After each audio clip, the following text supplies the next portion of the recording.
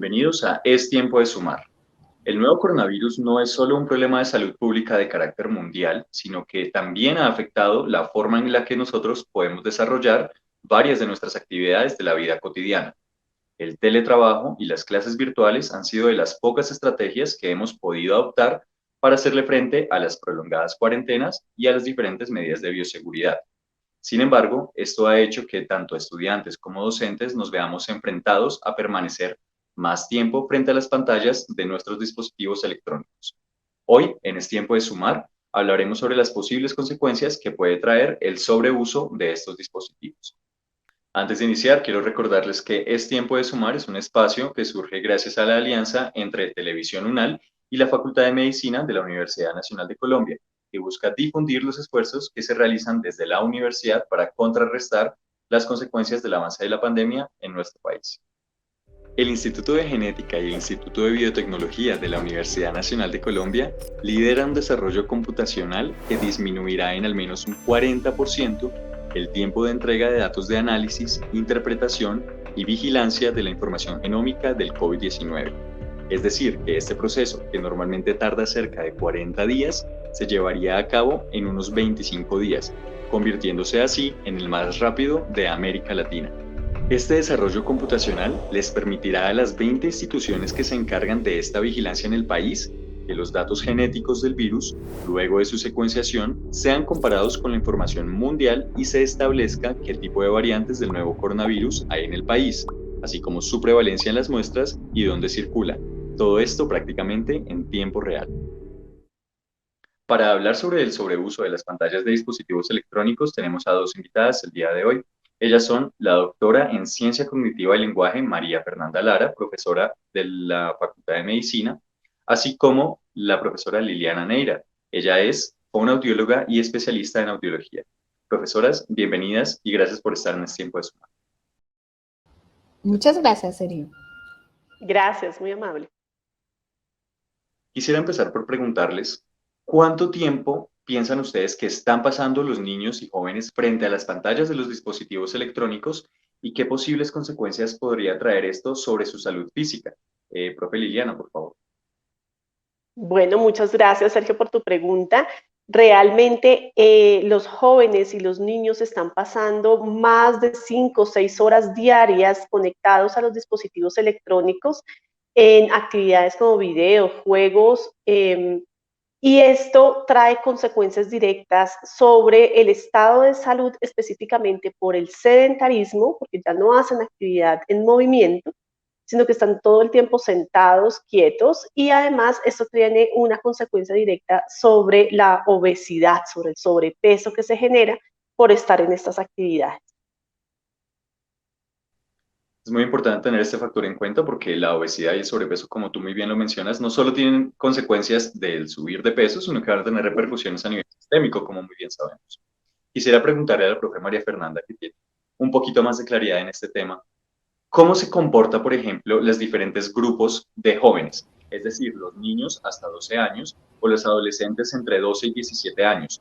¿Hay alguna diferencia entre el comportamiento de ellos frente a los dispositivos electrónicos? Sí, Sergio, el cerebro tiene unos procesos madurativos que se dan con el crecimiento y que tienen que ver mucho con la experiencia. ¿Qué sucede con el uso de las pantallas? Que cuando estamos utilizando pantallas, pues estamos gastando tiempo que ganaríamos haciendo otras experiencias. Entonces, ¿cuándo se considera un sobreuso de pantallas? Va por edades. Entonces, los niños menores de 2 años no deberían usar pantallas. Los niños menores de 6 años, la recomendación es que no pasen de 1 hora al día. Los niños hasta los de los 6 a los 17 años, la recomendación es que no sean más de 2 horas. ¿Por qué? Porque ese cerebro se está construyendo, ese cerebro se está cableando y estamos viendo que más allá de esos tiempos, las pantallas tienen, como lo mencionabas tú anteriormente, efectos perjudiciales. La evidencia, los artículos que estamos empezando a ver, lo que empiezan a categorizar y a identificar es que tenemos una evidencia muy fuerte con sobrepeso, sedentarismo y obesidad. Un efecto intermedio en todos los temas que tienen que ver con cognición, atención, procesamiento de la información, memoria, y en lo comunicativo y en lo comportamental. Estamos viendo niños más irritables, niños que les cuesta resolver un problema, que no gestionan adecuadamente sus conflictos. Pero lo importante aquí es entender que un uso moderado no causa efectos negativos. Un uso por debajo de esa utilización apropiado, con acompañamiento y seguimiento, no tiene problema. Pero lo que estamos viendo es que con la pandemia esos tiempos se subieron y ya las personas están volviendo a una normalidad donde no están volviendo a sus actividades motrices, sino que ya están enganchadas, y ahí hay un tema del circuito de recompensa del cerebro, porque el celular, en la pantalla, el computador, se siente esa recompensa y hace que se generen unos comportamientos que empiezan a rayar en la adicción. Quisiera aprovechar esta pregunta para profundizar un poco más en cuanto a los efectos del orden cognitivo sumado a la comportamental que ya nos comentabas. ¿Cuáles son los riesgos que se pueden presentar en cuanto al orden cognitivo puntualmente? Pues la cognición tiene que ver con cómo procesa uno la información. Entonces, esto tiene que ver con cómo yo percibo la información que está en mi entorno, cómo la manipulo, la pienso, cómo la organizo y cómo doy respuestas. Entonces, estamos viendo dificultades a nivel de percepción, o sea, los niños y los jóvenes que están expuestos mucho tiempo a pantalla están empezando a tener problemas de percepción de las cosas que ven en el ambiente. Les cuesta centrarse en las cosas que son importantes e inhibir las cosas que no son importantes. Entonces, tenemos un primer efecto que es ese efecto atencional. Y en esa atención, fíjense que nosotros vemos niños que se enganchan horas y horas y horas con una pantalla o con el televisor, no se aburren, no se distraen, pero si tú los pones en otro escenario natural, donde no está la pantalla, donde no está el aparato, les cuesta centrarse, les cuesta concentrarse, les cuesta terminar una tarea, llegar al final una tarea, y lo más importante, que es lo que le genera a uno más angustia y lo que estamos viendo a nivel clínico, es que se están afectando las funciones ejecutivas.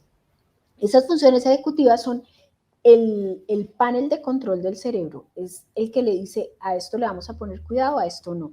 Si nos tenemos que levantar a las 8, tenemos que llegar al trabajo a las 8 de la mañana, las funciones ejecutivas son las que dicen: tienes que prepararte, entonces si te gastas una hora de transporte tienes que estar cogiendo la buseta a las 7, para estar cogiendo la buseta a las 7 tienes que haber hecho esta actividad previa, y por eso te tienes que levantar a las 6 o a las 5:30. Entonces, toda la planeación de lo que yo hago, cómo regulo lo que yo hago, cómo yo lidero un equipo, cómo trabajo en equipo, cómo me comunico con los otros, todo eso tiene que ver con funciones ejecutivas que tienen que ver muchísimo con desempeño escolar y con toda la parte ocupacional y laboral. Entonces, vamos a empezar a ver ahora mayor afectación en estos niños, y es lo que estamos viendo los clínicos en consulta. Al problema del sobreuso de los dispositivos electrónicos y las pantallas se suma también el uso indiscriminado de audífonos. Quisiera preguntarle a la profesora Liliana, ¿qué consecuencias podría traer sobre la audición el uso de este dispositivo tan común en niños y jóvenes e incluso sobre los adultos? Gracias, Sergio. Realmente el uso ha sido excesivo en los últimos 2 años. Nos acostumbramos constantemente a tener los auriculares puestos para poder escuchar desde los dispositivos de audio, de video, y acostumbramos a nuestros niños y a nuestros adultos a colocarse los dispositivos también para no interrumpir o para no tener ese volumen, por ejemplo, en espacios cerrados como en la casa, en la sala o en espacios donde compartimos. Pero resulta que estos audífonos nuestros auriculares generan sobre la audición un nivel de presión sonora mayor y más directo sobre nuestro conducto auditivo, y además tenemos la sensación de que necesitamos más volumen para escuchar. Entonces las personas y los niños cada vez le suben más el volumen, y al subirle el volumen y al tener constantemente una estimulación auditiva con unos volúmenes muy altos, vamos a generar lesión auditiva que nos va a llevar muy rápidamente a desencadenarse en una pérdida auditiva. Y estas pérdidas auditivas no se pueden resolver, no tienen una cura, no tienen una solución. Ya cuando yo ya pierdo la audición por exposición a un volumen muy alto de ruido, no hay cómo recuperar esa audición. Uno esperaría, y veíamos antes, digamos que encontraba uno pérdidas auditivas en adultos mayores de 50 años por el deterioro natural de la audición. Ahora estamos viendo que tenemos jóvenes de 15, 17, 18 años con pérdidas auditivas que no se veían anteriormente. Entonces estamos viendo un efecto que es fijo, ese efecto ya no se va a quitar. ¿Qué otra cosa nos está sucediendo? Encontramos también que se han generado infecciones de oído externo por el uso mismo de los auriculares de inserción. Entonces, cuando tenemos los auriculares dentro del oído y este auricular ha estado expuesto al ambiente, al polvo, a mugre, y me lo coloco dentro del oído, también puedo tener algún efecto, una reacción tipo una infección auditiva, porque no estamos limpiando tampoco los elementos. Entonces sí hay un riesgo muy alto, tanto de la parte externa de mi oído como el que es más grave, y es esa exposición a ruido que me daña la parte interna de mi oído. Quisiera que aprovecháramos este capítulo para profundizar en un grupo particular que son los niños de 2 a 5 años. Ya escuchábamos de la profesora Liliana y de la profesora María Fernanda algunas recomendaciones en cuanto al tiempo que permanecen frente a las pantallas, al tipo de dispositivo que utilizan, pero quisiera que recopiláramos las recomendaciones para este grupo de niños de 2 a 5 años. Profe Liliana y después profe Marco. Bien, gracias. Pues la primera recomendación es que a nuestros niños pequeños no deberíamos dejarles utilizar auriculares de inserción y deberíamos poder controlarles el volumen. Una recomendación que aplica tanto para niños como para adultos es que el volumen que usamos en los dispositivos no supere el 50% del dial de volumen. No les subamos el volumen. Y si tenemos la sensación de que necesitamos subirle el volumen porque hay ruido externo, es preferible apagar el dispositivo. Es preferible usar el altavoz del dispositivo porque ahí, digamos, hay una sensación y una posibilidad de controlar mejor el volumen que se está escuchando, a usar auriculares. Con los niños pequeños a veces ellos se colocan los auriculares, ellos le van subiendo y el adulto no tiene la forma de saber cuál es el volumen que está usando el niño. Entonces, idealmente que no utilizaran auriculares de inserción, que usaran el altavoz de los equipos y poder controlar que el volumen fuera muy bajo. Y otro elemento importante que aplica para los niños es que ese volumen, digamos, esa exposición más bien, ese tiempo de exposición debe tener también tiempos de reposo. Entonces yo tengo que tener la posibilidad de una hora de escucha de canciones, ruido, música, lo que sea, poder darle a mi audición también un descanso de al menos 15 minutos. Es muy común ahora ver, por ejemplo, que en los viajes les colocan a los niños pequeños incluso auriculares de tipo diadema y que son de copa, es decir, que cubren los oídos de los bebés. Realmente estamos haciendo una sobreestimulación, una estimulación que no es apropiada para los niños, y no es tan fácil de controlar el volumen que se les está poniendo en estos auriculares. Profe Mafe, ¿qué otras recomendaciones le sumas a las que ya nos menciona la profe Liliana? La principal recomendación hay dos. Uno, que es vigilar los tiempos, y dos, vigilar los contenidos de lo que está haciendo el niño. Les pongo un ejemplo muy simple: la comida. Si al niño le pueden encantar los dulces, pero yo no le voy a dar de desayuno, ni de almuerzo, ni de comida, no lo voy a llenar de dulces. Busco que la comida sea saludable. Igualmente le puede encantar la tabla, le puede encantar el celular. A mí como papá me puede descargar en algunos momentos la atención cuando tengo que hacer algo, que eso lo ve uno también muy a menudo. Pero también hay muchos tiempos que son para estar con los niños que los estamos gastando en estar en pantallas. Entonces es clave que nosotros cambiemos y vigilemos, midamos los tiempos, qué tipos de aplicaciones son aplicaciones de calidad, son aplicaciones educativas, están pidiendo un tipo de respuesta por parte del niño, sobre todo los niños más pequeños, porque a los niños pequeños menores de 6 años les gusta mucho la actividad repetida porque pueden predecir. Entonces a ellos les gusta ver el mismo video una y otra vez, jugar el mismo juego una y otra vez. A veces son videos incluso tontos de un niño que destapa un juego, y así pueden durar horas y horas. Entonces hay que vigilar muy bien contenidos. Y lo otro que tenemos que vigilar en estos niños tan pequeñitos es que como su cerebro se está cableando, ellos están en un punto muy interesante que se llama las ventanas de oportunidad. Entonces hay muchos aprendizajes que tienen esas edades críticas, entre ellos el lenguaje, la lectura, la escritura y muchas de las habilidades motrices gruesas y finas, que son las que nos ayudan a escribir mejor, a centrar la atención. O sea, toda la parte motriz tiene que ver con poner atención, con tener buena memoria, con organizar el cerebro. Entonces la principal recomendación se llama actividad física, cualquiera que ésta sea. Cambiar esas horas de tabla por una hora de deporte, ojalá al aire libre, pero si no se puede al aire libre, pues en casa. hay que retomar, y esta es otra recomendación, hay que enganchar a los niños a la vida de las casas. Entonces, si yo sé que tengo que lavar la loza, recoger los platos, tender la cama, ir al mercado, alzar el peso, todas son actividades de aprendizaje que ayudan a fortalecer a nuestros niños en su aprendizaje y que los alejan también de la cámara. Cuando uno ve a este niño que es resistente, que no se quiere dejar quitar la cama, el celular o que no quiere soltarse el televisor, tenemos que empezar a vigilar y a utilizar otro tipo de estrategias que nos empiecen a ayudar a desenganchar al niño. Y eso tiene que ver mucho con los niños pequeños en generar hábitos. Un niño muy chiquito, el niño genera hábitos muy fácilmente. Uno le dice, vamos a hacer todos los días media hora o una hora, o no vamos a hacer entre semanas, solo el fin de semana. Las pantallas también alteran patrones de sueño. Entonces, lo peor que uno puede hacer es antes de dormir poner la pantalla. O sea, la pantalla tiene que retirarse 2, 3 horas antes de que el niño duerma. Y en ese espacio, hacer tareas de lectura compartida, leer los cuentos, leer libros, que es una actividad que es súper buena para padres e hijos y ayuda muchísimo al desarrollo del lenguaje. Irle avisando al niño, mira, te quedan 10 minutos, te quedan 5 minutos, aviso, firmeza y siempre consistencia. Si yo con un niño hago 2, 3 veces lo mismo, se genera un hábito, pero si voy haciendo el hábito y un día lo dejo de hacer, el niño ya no va a tener ese límite y va a intentar transgredirlo. Profesora María Fernanda, profesora Liliana Neira, muchísimas gracias por hacer parte de este espacio de Es Tiempo de Sumar. Las reflexiones en torno al uso de pantallas que normalmente no se profundiza tanto han sido muy importantes y quisiera invitarlas a que nos den alguna última reflexión. Profe Mafe. Pues la reflexión es lo que están encontrando los metaanálisis y lo que estamos viendo nosotros a nivel clínico es realmente preocupante. O sea, creo que es una hora de marcar una alerta. Creo que ya pasó el periodo de emergencia más grande, pero nos están quedando buenas cosas y malas cosas de la virtualidad.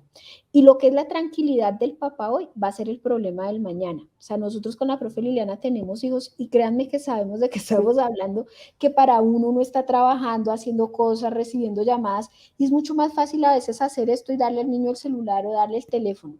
Y eso me da una calma de unas horas, pero luego me trae problemas escolares, problemas comportamentales, dificultades en el largo plazo y me juego el futuro de los niños. En cambio, si yo genero unos buenos hábitos, unas buenas rutinas y empiezo progresivamente a desenganchar a los niños e incluso es una recomendación a desengancharnos nosotros mismos porque nosotros también adquirimos malos hábitos y los niños aprenden por observación. Entonces, si el niño ve que yo estoy feliz con la pantalla, pero no lo miro, en cambio, si me ve que yo estoy leyendo, que yo estoy hablando, que yo estoy compartiendo, pues es un poquito más fácil. Muchas gracias, profe Lili. Sí, yo me quiero sumar un poco a lo que dice la profe María Fernanda frente al ejemplo.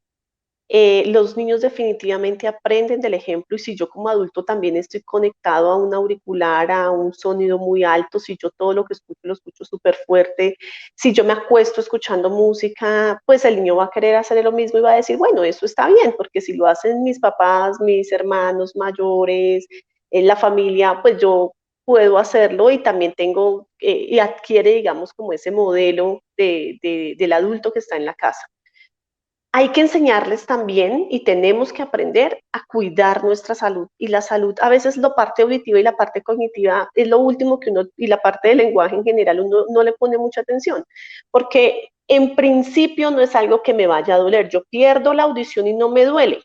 No siento que la vaya perdiendo, no me va a generar una urgencia, bueno, a menos que yo ya tenga la otitis, por ejemplo, que me esté doliendo, pero el resto, perder la audición no duele, perder el habla, las habilidades cognitivas no se sienten, son muy lentas, se van perdiendo, pero no tenemos esa emergencia, esa urgencia, y eso hace que no le pongamos atención, y más durante esta etapa de los niños, que es la etapa principal donde se fijan todos los procesos. Entonces, si yo también voy como adulto y voy enseñando cómo cuidar, cómo estimular, cómo manejar, pues voy a generar hábitos que a futuro van a ayudarle mucho a la persona. Entonces, no colocarse los auriculares de inserción, no escuchar a un volumen más allá del 50%, si ya veo que el ambiente no me deja oír y necesito subirle, mejor lo apago. Eso es cuidado básico, pero yo también tengo que enseñarle eso al niño. No puedes estar subiéndole el volumen al televisor hasta que se explote, llegue al punto final del volumen. No le vamos a subir al radio hasta donde ya el radio no da más, donde el celular ya no da más, no. Vamos todos a cuidarnos y vamos a tener como unas normas también para que él también coja esos hábitos como hábitos de cuidado de su salud. Bueno, muchísimas gracias por esas reflexiones finales tan importantes y nuevamente por hacer parte de Es Tiempo de Sumar. La pandemia no ha llegado a su fin. Vacúnate, lávate las manos, evita las multitudes, usa adecuadamente tu tapabocas y recuerda que es tiempo de sumar. A todos ustedes, muchísimas gracias por ver Es Tiempo de Sumar. No olviden compartirnos en las redes sociales con el hashtag Es Tiempo de Sumar. Nos vemos en una próxima oportunidad. Hasta pronto.